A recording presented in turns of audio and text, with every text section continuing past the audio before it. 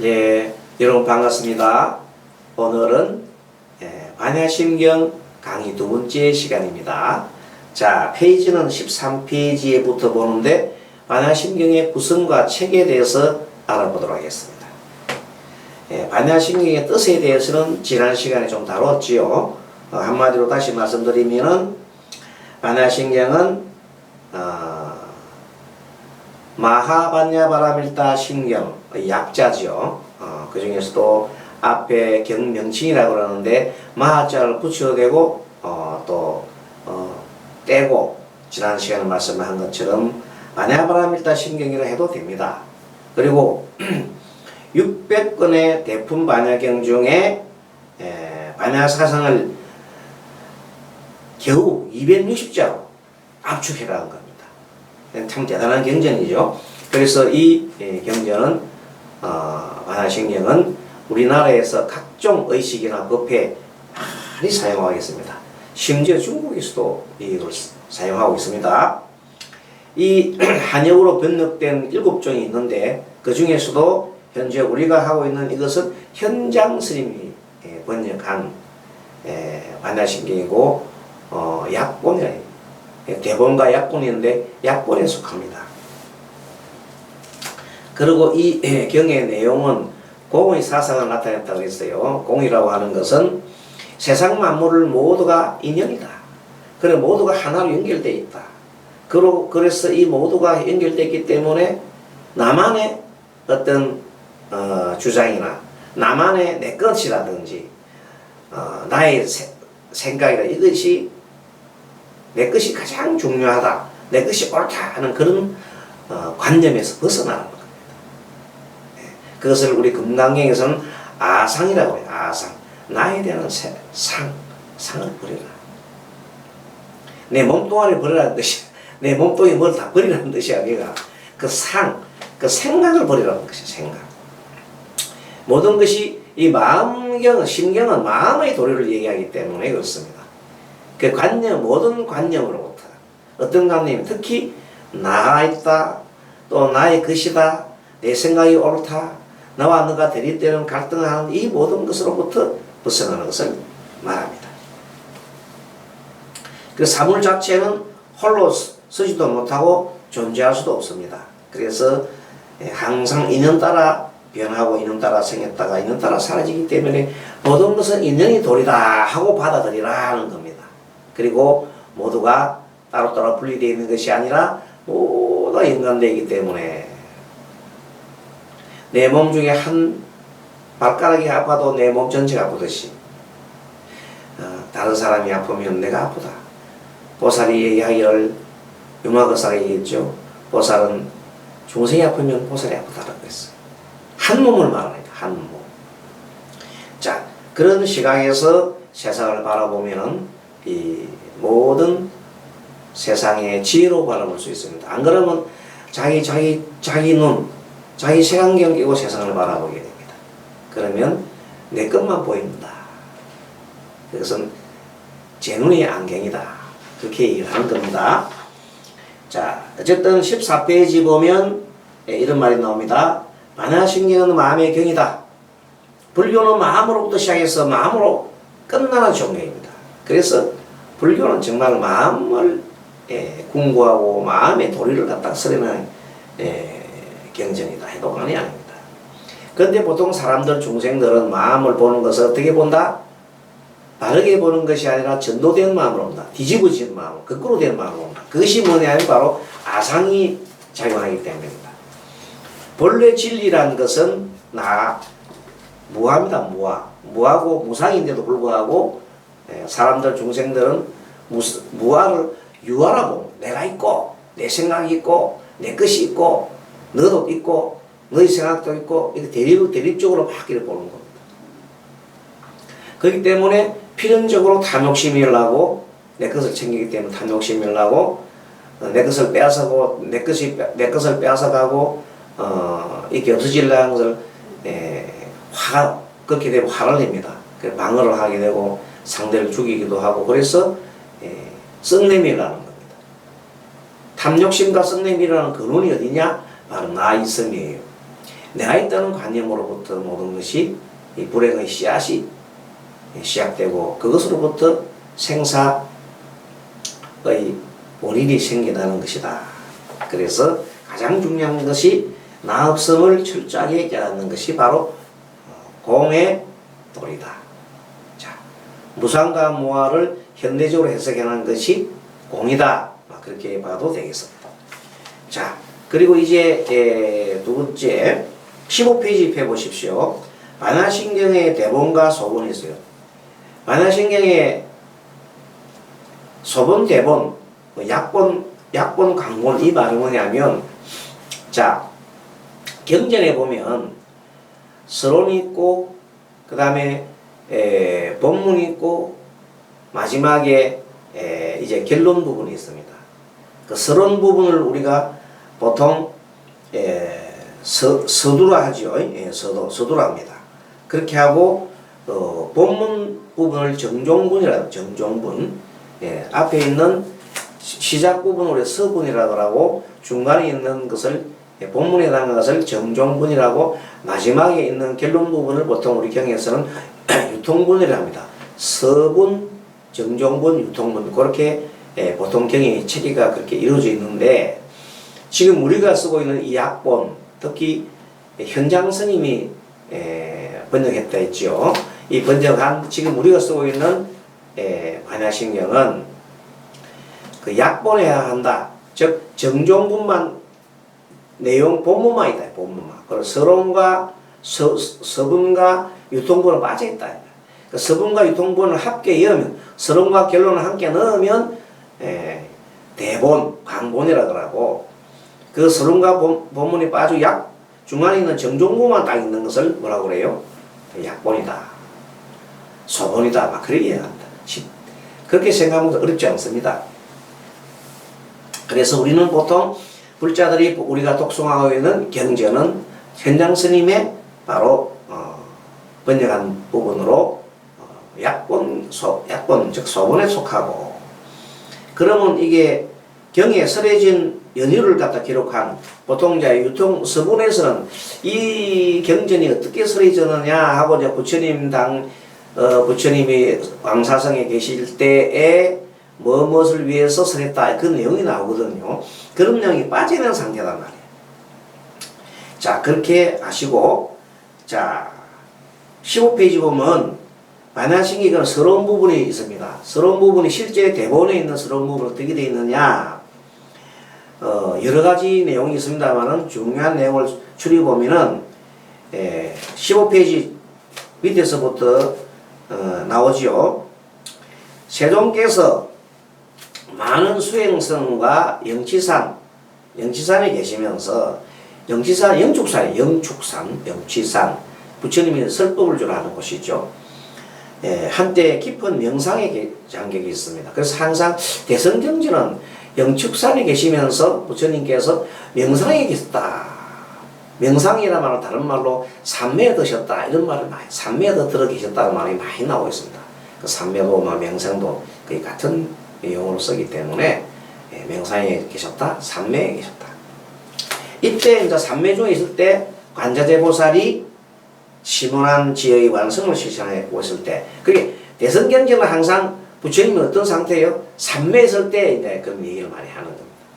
그때 관자재 보살이 삼매 속에서 관자재 보살이 나타난 거죠. 심원한 지혜의 완성, 아주 지혜 완성 실천을 위해서 깊은 이렇게 마음 공부를 하고 있을 때, 만물의 구성 요소가 그 봤더니 관자재 보살 때 공이더라 하는 것을 얘기를 하는 겁니다. 이 만물이 다 공이더라. 참 중요한 핵심입니다. 그때 사리불이 부처님의 힘을 입어 성스러운 관자재 보살에게 묻습니다. 이때 사리불이 누구냐 하면 부처님의 성문제자 중에 하나죠. 성문제자 중에 한 분인데 지혜제자라고 해요. 지혜제. 이 사리불은 사리자라고 그러죠. 사리자는 목건님과 가장 친한 친구고, 이 목건님과 사리불은 본래 부처님 당시 외도 중에 하나였던 산자야라는 사람이 있는데, 회의론자인 산자의 그 제자들이었어요. 그 제자들이 나중에 부처님의 제자 중에 마성비구를 보고, 마성비구가 참 어젓하게, 그리고 그 말 얘기하는 설법이 너무나 감동적으로 이야기하기 때문에 도대체 당신 스승은 누구요? 물었더니 고타마 부타라 얘기했습니다. 그래서 부처님을 자기들도 뵙고 싶다 해서 이제 데리고 오지요. 그래서 부처님의 설법을 듣고는 바로 감동을 받아가지고 바로 부처님 제자가 되어버렸습니다. 그리고 그 두 사람은 나중에 모두가 다 아란이 됐죠. 최고 깨달은 사람이 된 겁니다. 아무튼 이때 사리자는 앞에 이름이 뭐가 붙어있나? 지혜제일. 목건에는 뭐가 붙어요? 신통제일. 이렇게 부처님의 10대 제자 중에 한 분이지 사리자입니다. 그래서 사리불이라고 하죠.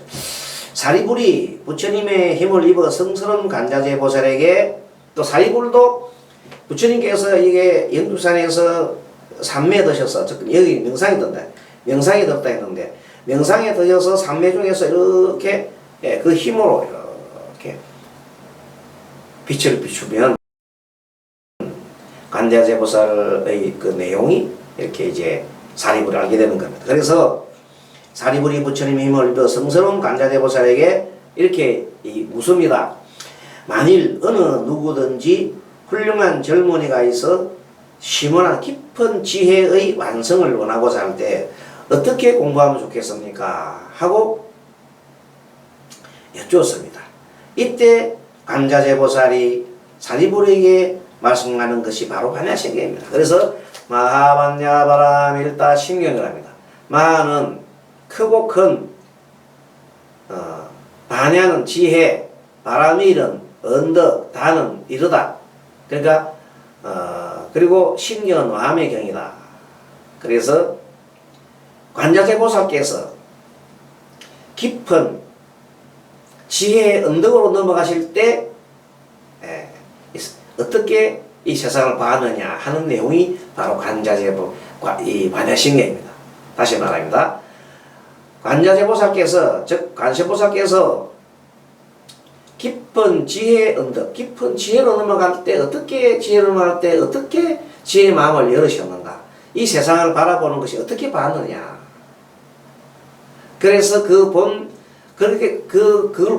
봤기 때문에 깊은 지혜를 얻었다 이 말이에요. 그 어떻게 봤느냐? 바로 공이더라. 자, 그래서 오온이 공이더라. 5가지 무득이 공이다. 이거 좀 이따가 나옵니다. 그런 것을 얘기를 하고 있는 겁니다. 자, 그래서 다음 16페이지 넘어가면 이런 말이 나옵니다. 16페이지에 은빈국 삼장법사가 반야와 이의 광본이 있어요. 이것도 광본이 있는데 이 광본은 아까 말한 대로 서분에 대해서는 항상 처음에 어떻게 경전이 시작했다고 나온다 그랬죠. 요게 보면 이렇게 나옵니다. 이와 같이 나는 들었다. 어느 때 부처님께서 왕사성 기사불산 중에서 큰 비구대중 및 보살대중과 함께 계셨는데 그때 부처님께서 세존께서는 공대심신이라는 산매들에게 나오지요. 공대심신이라는 산매. 이 명상인데 보통 우리가 명상이다 이렇게 얘기해도 되는데 대승경전에서는 굳이 이 산매 이름을 막 붙입니다. 그래서 공대심신, 큰 공, 엄청난 큰 공이다. 이 허공 같은 세상 같은 이 허공 같은 세상에서 뭔가 마음이 허공 같다. 이렇게 본 겁니다. 내 마음이 허공이요, 내 몸이 허공이다. 그만큼 크니까 걸림이 조금도 없단 말이에요. 그런 것을 단적으로 나타낸 거죠. 이때 대중 가운데 한 보살 마하살이 있어서 이름을 관자자라 했는데 깊은 바람을 따라 행할 때 깊은 지혜의 언덕으로 행할 때 온이 모두 공함을 비추어 보았다. 그래서 모든 고액을 떠났다. 이렇게 해서 이제 드디어 그때부터 뭐가 시작됩니까? 본문이 시작됩니다. 앞에까지가 서분이야. 서론이다. 자, 다시 해설을 보면은 세종께서 많은 수행성과 영지산에 계시면서 한때 깊은 명상에 잠겨 있었는데 이때 관자재 보살이 10원한 지의 완성을 실천하고 있을 때 만물의 구성요소가 모두 공한 것임을 관찰하였습니다. 그때 사리불이 부처님의 힘을 입어 성스러운 관자재보살에게 만일 어느 누구든지 훌륭한 젊은이가 심원한 지의 완성을 위하고자 할 때 어떻게 공부하면 좋겠습니까? 하고 여쭈었습니다. 이에 관자재보살이 사리불이에 발설한 것이 바로 반야신경이다. 이렇게 얘기하고 있는 겁니다. 자, 유통문에 대해서 처음에 서문에서 얘기했죠.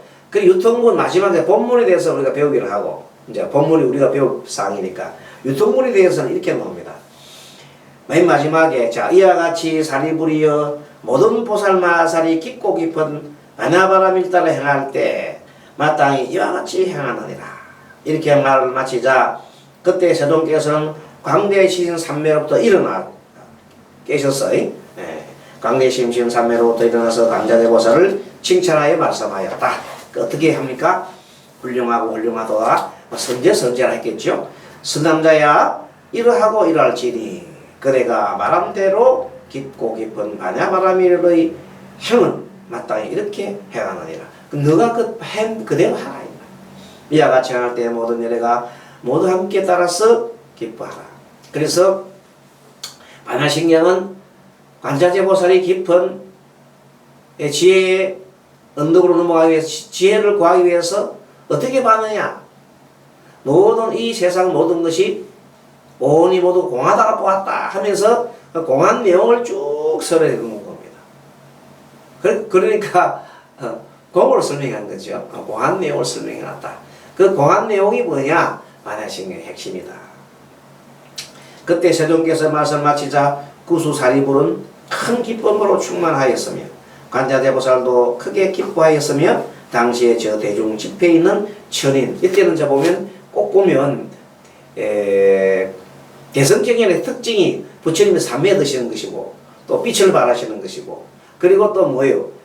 삼매 속에서 많은 그 천인과 그리고 아수라, 건달바 이런 하늘신들이 같이 함께 듣는 거예요. 그래서 부처님은 인천의 스승이시다. 그렇게 얘기합니다. 인간은 당연하고 그 다음에 천상에 있는 모든 신들까지도 신들의 스승이다. 그렇게 해서 아수라들 이는 천인과 아수라 건달바 이런 사람들은 천인의 권속들입니다. 부처님의 말씀을 듣고 모두 크게 기뻐하면서 믿고 받아지고 받들어 행하느니라. 이렇게 부처님께서 직접적으로 설하신 게 아니라 부처님이 증명하신 내용들을 대신해서 관세음보살이 이렇게 말하는 것으로 되어 있는 것이 바로 반야신경입니다.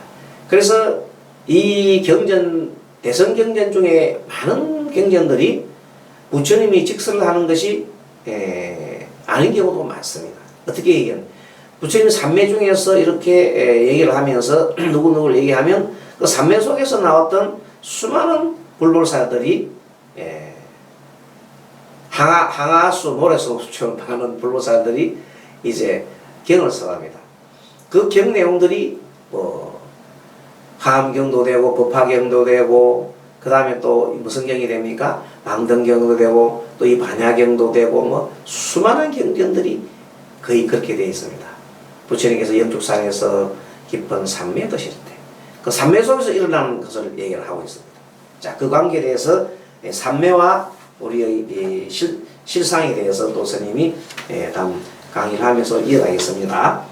자, 그리고 반야신경의 구성은 부처님의 10대 제자 18페이지 지혜제일로 알려진 사리불과 그리고 대사대비로 상징된 관세음보살의 대화에서 시작합니다.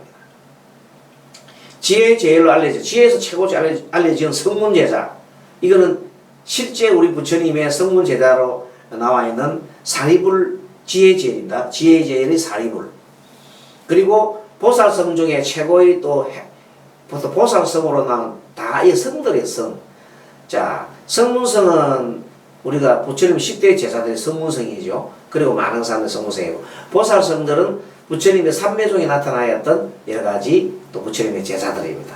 그것이 관세모살, 대세지모살, 지장모살 이런 분들은 다 누구라고? 부처님의 삼매종에서 일어나는 제사들입니다.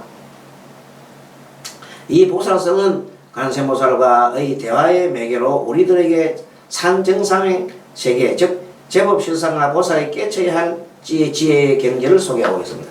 그래서 이제 이 대성경전은 이 성문성과 보살성이 동시에 나옵니다. 동시에 나오면서 서로가 문답을 주고받기도 하고 서로가 지혜를 주고받고 그런 게 나오는데 그것이 대성경전의 좀 특징입니다. 예전에 부처님의 초기 경전에서는 보살성이 안 나오잖아요. 그게 그 말이 뭐냐면 대성불교가 나옴으로써 이렇게 그 보살성이라는 것은 그 당시에 사실은 삼매종이 일어났다고 나오지만 결국은 부처님의 그 성문성하고 또 다른 차원의 우리가 말하는 제가불자들 중에서도 아주 깨우치신 분들을 비유해서 나오는 분들이 관세모살, 지장모살 이런 분들이 등장하고 있는 겁니다. 사실은 그런 내용을 가지고 보면 정말 깨우치신 분들이 많구나 하는 걸 알 수가 있습니다. 자, 여기까지 공부하고 또 다음 시간에 뵙도록 하겠습니다. 수고하셨습니다. 바바냐 바람이